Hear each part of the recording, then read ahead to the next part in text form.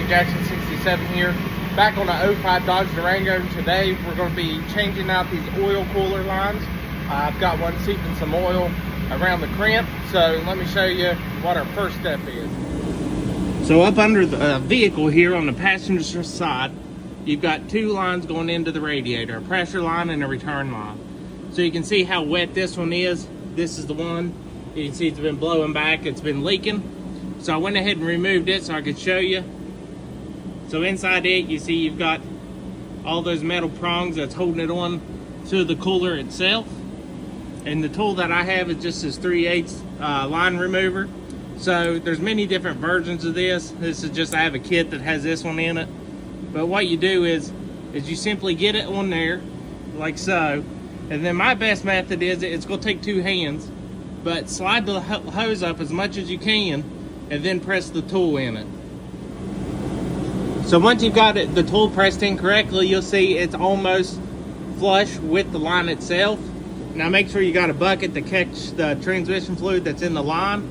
But once you do that, you can basically pull it together, and then there you go. So there's gonna be those two lines, pretty simple.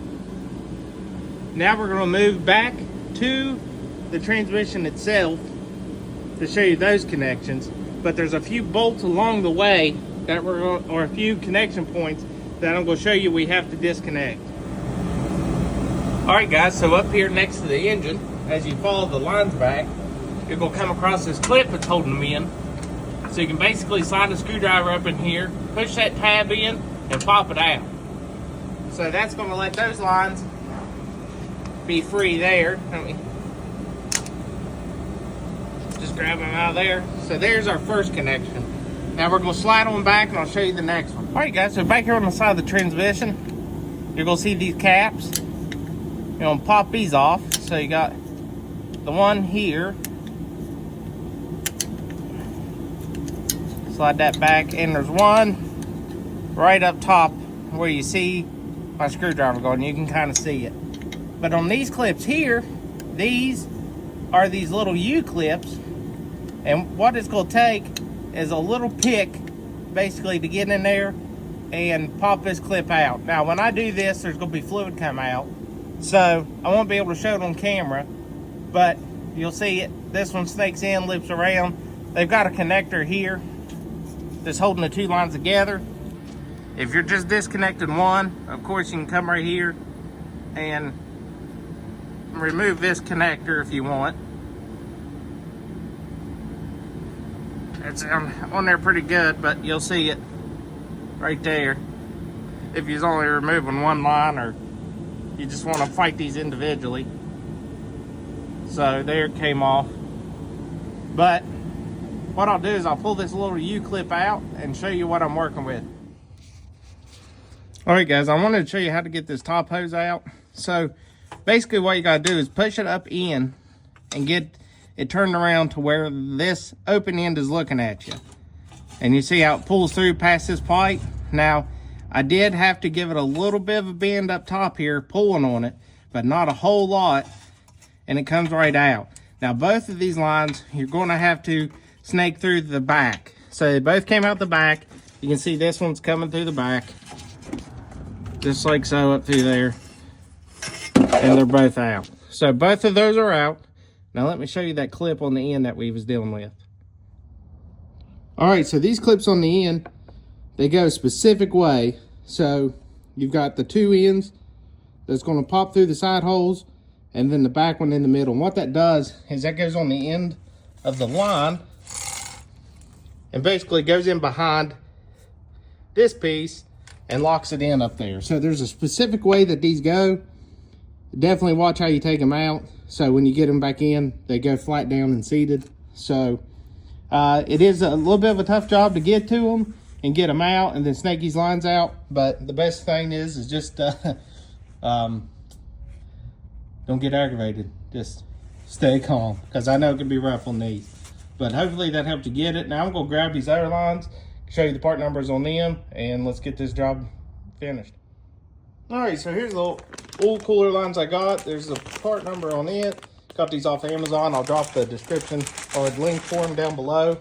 But I'm gonna start with the first. This one I took off because it's the topmost, and you basically have to do it to or you won't be able, if you put the bottom one in first, you won't be able to get to the top one very easily.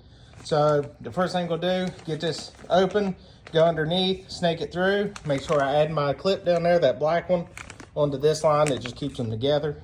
And yeah, we'll get this one in, and I'll snap that back connection in, put the clip on, and show you. Show you one thing before I snake that in there. I pack it in there with just paper towel to keep any dirt from going in it. So I just wanted to stop and show you that before I put this line through. But everything looks to match up pretty good. A little bit different bend on the end. It looks like they maybe took out that sharp bend, so it may go in easier. But we'll see. All right, guys, got the other one in. Now, for the bottom one, show you this here. There's a part number on it. And we'll go under, just get it snaked through, again from the back. One thing I've noticed is that these little black covers, they're not clipping in as good as the other ones, but once I get under there, I'll show you putting this ring on, and I'll show you pretty much a must-have tool I needed to actually get that little spring clip in. All right, guys, so both lines are in. Get a glimpse of them up there. So there's the top one up there, the bottom one. The black cap on the bottom one definitely went on better. This top one, I think there's something might be manufacturally wrong with the cap. You see how they look a little different, but that one won't snap on nicely. But anyways, there's the line piece on. So to get up there to those, I had to use these really long needle nose pliers, basically, and take them up through the exhaust. And of course, this line's here now, but you get the gist. So without those, it'd have been really tough to get that line in there. So after I got them both in and the cap's on, always give them a little tug, just make sure everything's fine. Make sure they're not coming out. And now what we'll do is go to the front. Those will just push in, clip them back in that line holder, and then check the fluid. I had the fluid we lost, and this job's done. All right, guys, got both lines in. So that topmost line, it goes to this side, the closest to the driver, and the bottom line, it goes right here, furthest from the driver. So there it is, snapped back together up there. Everything seems to be fitting all right. These pushed in a-okay. So now the next step is go up and check the fluid. So this vehicle, it's got the 5-speed, and it does have a cool. You're supposed to check your transmissions while they're running in neutral, but this one has a cold line, so we're gonna check it, see where it's at, get it up to the cold line, and then of course we'll start it and drive it and check it while it's running. All right, guys, so got it, drove it around, ended up adding about a quart. That's going to vary different on where you were at before you began with. I was probably just a little low where it's been leaking a little bit, but just drive it, check your fluid. When you add fluid, you want to run it through the gears again just to get it to pump all that down in, and then check it. You want to obviously be between the two dots on hot, but if you have any questions or comments, please drop them down below. And if this helped you out, please go hit that subscribe button, and go follow me on Instagram at MustangJackson67 and help me keep building this channel. But until next time, let's keep building.